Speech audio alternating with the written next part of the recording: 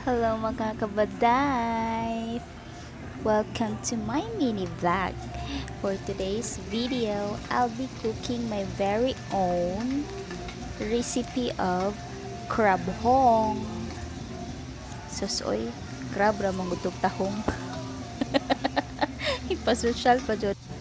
So mao na to, giuna na ko butang ang sibuyas, sunod ahos, tapos ang tahong, tapos ginimplahan ako gamay para malasa-lasa pud ang kaparaton sa tahong, tapos kura-kura gamay niya gibutang na nako ang crab.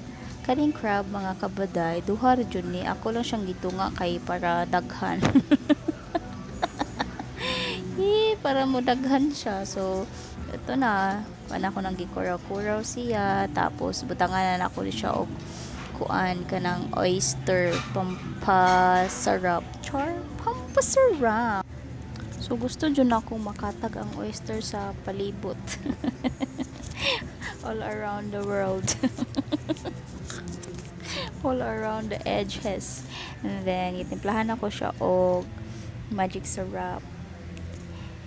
Tapos ibutangan ako siya og tubig gamay kay para na siya sabaw-sabaw gamay, and then toyo gamay lang din. Gamay lang, pampa-coloring lang. Pampalasa na pod. Tapos akong gibaliktad kay para motuhop ang sabaw sa mga kaunuran kay arong mo sa mutsud kalami, and then ibutangan na siya asin gamay kay arong mas gusto mo guna kog parat-parat siya. Tapos ayun na, kita ko ba na ako, giablihan ako, tas ang gikura, ako na pang gibali. Lami na kayo siya, lami na kayo.